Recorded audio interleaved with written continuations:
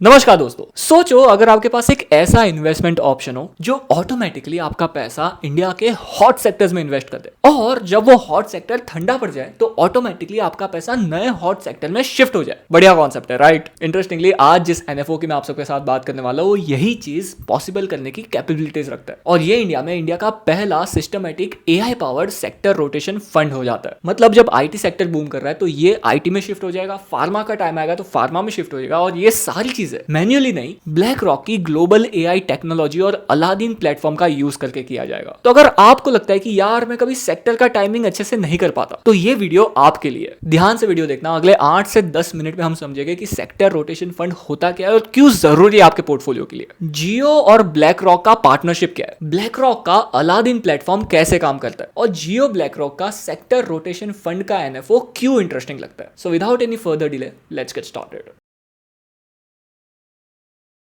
Hello guys, my name is Prateek. I hope you are doing well. And सबसे पहले हम समझते हैं कि सेक्टर रोटेशन फंड की जरूरत क्या पड़ती है। देखो दोस्तों, एक चीज तो आप सबको पता ही होगी कि मार्केट कभी एक स्ट्रेट लाइन में नहीं बढ़ता, ना कि सारे सेक्टर्स एक साथ ऊपर जाते हैं। आप किसी भी ड्यूरेशन को उठा के देख लो, डिफरेंट सेक्टर्स डिफरेंट टाइम पे परफॉर्म करते हैं। एक आध साल पहले 2023-24 में सोलर सेक्टर बहुत ज्यादा बूम में था। अदानी ग्रीन, वारी एनर्जीज के अगर आप स्टॉक प्राइस देखो तो रॉकेट बने हुए थे। पर आज 2026 में आप इन सारी कंपनीज को देख लो। उसी तरह से 2017 की अगर हम बात करें तो बैंकिंग स्टॉक्स रॉकेट बने हुए थे। प्राइवेट बैंक की अगर हम बात करें तो इन्वेस्टर्स को सॉलिड पैसा बना के दिया था। पर पिछले 5 सालों में आपने देखे ही होंगे कोटक और एचडीएफसी के रिटर्न्स। और अगर हम करंट मार्केट सिनेरियो की बात करें तो gold lending companies in metal and mining sector strong दिखाई दे रहे हैं। तो ये जो पैसों का शिफ्ट होते रहता है सेक्टर टू सेक्टर, इसे हम कहते हैं सेक्टर रोटेशन। इन्वेस्टर एक सेक्टर से पैसा निकालते हैं और डालते हैं दूसरे सेक्टर में जहां पर ग्रोथ दिखाई दे रही है। लेकिन मैन्युअली ये करना बहुत ज्यादा मुश्किल है। टाइमिंग गलत हो गई तो पीक पे बाय करके बॉटम पे सेल करना पड़ेगा, बहुत बड़ा लॉस हो सकता है। इसीलिए सिस्टमैटिक डेटा ड्रिवन अप्रोच चाहिए, और यही सेम चीज जियो ब्लैक रॉक का ये नया फंड ऑफर करता है। अब बात करते हैं ये जियो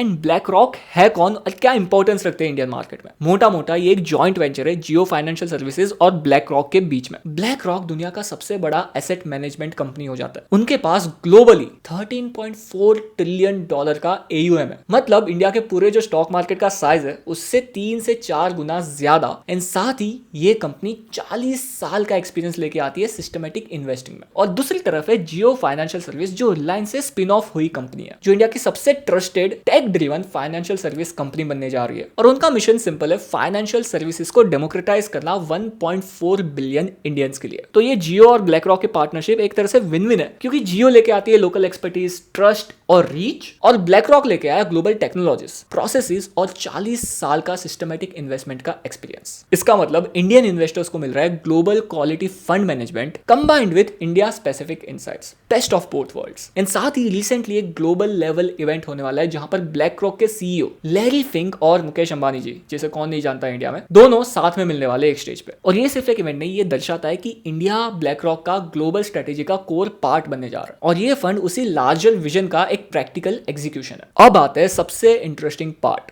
टेक्नोलॉजी। जियो ब्लैक रॉक का ये फंड यूज करेगा ब्लैक रॉक का प्रोप्राइटरी अलादीन प्लेटफॉर्म, और इसमें है SAE, systematic active equity approach. मतलब ये कंबाइन करता है सिस्टमैटिक प्रोसेस, एक डिसिप्लिन रिपीटेबल फ्रेमवर्क जो इमोशन से ड्रिवन नहीं है और हर डिसीजन डेटा के बेस्ड पे लेता है। And secondly AI machine learning. ये फंड यूज करने वाला है बिग डेटा, ट्रेडिशनल डेटा और अल्टरनेटिव डेटा भी, जैसे कि company financial, broker reports, online search activities, Jio location data, consumer transaction patterns and macro economic trends. और ये सब डेटा को एआई प्रोसेस करता है और निकालता है सिग्नल स्कोर्स। मतलब हर सेक्टर को स्कोर मिलता है based on 5 buckets. The first one valuation, sector over valued है या under valued. Second one quality and growth, financial strength और ग्रोथ ट्रेंड कैसा है। Thirdly macro economic condition sectors को कैसे अफेक्ट कर सकते हैं। फोर्थ एनालिस्ट सेंटिमेंट की एक्सपर्ट्स क्या बोल रहे हैं और क्या सेंटिमेंट्स है एक्सपर्ट्स के। एंड लास्टली मोमेंटम, जहां पर प्राइस ट्रेंड्स और सिग्नल पैटर्न्स क्या दिखा रहे हैं वो एनालाइज होता है। अब ये सबसे इंपॉर्टेंट सेक्शन है दोस्तों। अगर आप मार्केट में देखो तो पहले से काफी सारे थीमेटिक फंड्स है, PSU theme, infra theme, manufacturing theme, consumption theme. पर प्रॉब्लम्स ये है थीमेटिक फंड्स में कि वो एक थीम पकड़ के बैठ जाते हैं, और यहां पर अगर साइकिल रिवर्स हो जाए तो अंडर परफॉर्मेंस लंबा चल सकता है। On top of that entry and exit investors के हाथ में होती है। एंड साथ ही आ जाते हैं बिजनेस साइकिल फंड्स, जो क्लोजेस्ट कंपैरिजन हो सकता है, जहां पर इकोनॉमिक के फेजेस के हिसाब से एलोकेशन होता है, जैसे कि एक्सपांशन फेज हो गया, स्लो डाउन फेज हो गया, रिकवरी फेज हो गया। लेकिन बिजनेस साइकिल फंड में भी प्रॉब्लम हो जाता है, क्योंकि ये mostly macro heavy approach use करता है एंड यहाँ पर सिग्नल्स लिमिटेड होते हैं एंड साथ ही रोटेशन उतनी ग्रैन्युअल नहीं होती। और Jio BlackRock sector rotation fund ये सारी प्रॉब्लम्स को सॉल्व करता है, क्योंकि यहाँ पर ट्रू सेक्टर रोटेशन है, एक ही थीम पे बेस्ड नहीं है ये फंड। यहाँ पर मल्टीपल सिग्नल्स एनालाइज होते हैं, सिर्फ मैक्रो पे बेस्ड नहीं है। फंड में कंटिन्यूअस रीबैलेंसिंग होती रहती है, तो स्टैटिक नहीं रहता ये फंड। एंड साथ ही ये फंड टेक्नोलॉजी लेड है,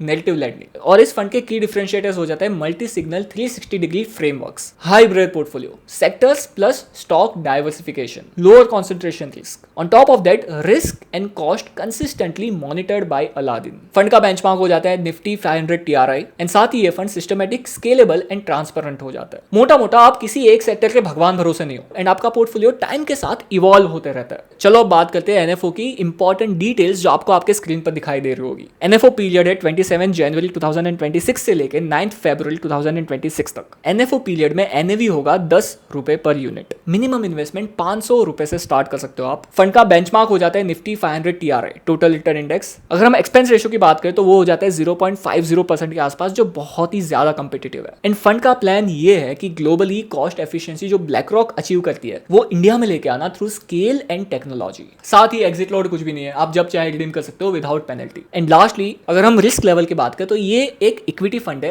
following sector rotation theme. So obviously इस फंड में मार्केट रिस्क है और रिस्कोमीटर में एक वेरी हाई रिस्क कैटेगरी में आएगा, जैसे कि मोस्टली इक्विटी फंड्स आते हैं। फंड कैटेगरी सेबी क्लासिफिकेशन के हिसाब से थीमेटिक सेक्टर रोटेशन फंड में आती है। तो दोस्तों समराइज करते हैं, Jio BlackRock sector rotation fund का एनएफओ एक इंटरेस्टिंग अपॉर्चुनिटी है उन इन्वेस्टर्स के लिए जो सेक्टर रोटेशन का बेनिफिट लेना चाहते हैं पर मैन्युअली सेक्टर टाइमिंग नहीं कर सकते और चाहते हैं कि उनके इन्वेस्टमेंट में एक एआई और data driven investment approach use हो, क्योंकि ये फंड कंबाइन करता है ब्लैक रॉक की ग्लोबल टेक्नोलॉजी अलादीन, जियो की local expertise, systematic active equity approach, 5 signal framework for sector rotation, साथ ही लो कॉस्ट 0.50% का एक्सपेंस रेशियो हो जाता है। On top of that no exit load. NFO 27 जनवरी से 9 फरवरी तक ओपन रहेगा। लास्टली बहुत ही ज्यादा इंपॉर्टेंट डिस्क्लेमर ये है कि ये वीडियो कोई buy and sell investment advice recommendation नहीं है, एजुकेशनल एंड इन्फॉर्मेशन पर्पसेस के लिए ये वीडियो में बना रहा हूं। And mutual fund investments market risk के सब्जेक्ट होते हैं, तो आपके फाइनेंशियल एडवाइजर को बात करके आप कोई भी अपना इन्वेस्टमेंट डिसीजन लेना। साथ ही स्कीम के डॉक्यूमेंट्स केयरफुली पढ़ लेना और अपनी रिस्क एपेटाइट और इन्वेस्टमेंट गोल को माइंड में रख के ही अपना कोई भी इन्वेस्टमेंट डिसीजन लेना। अगर आपको ये वीडियो पसंद आया तो लाइक करें, शेयर करें और चैनल को सब्सक्राइब करें। Thank you for watching, take care and happy investing.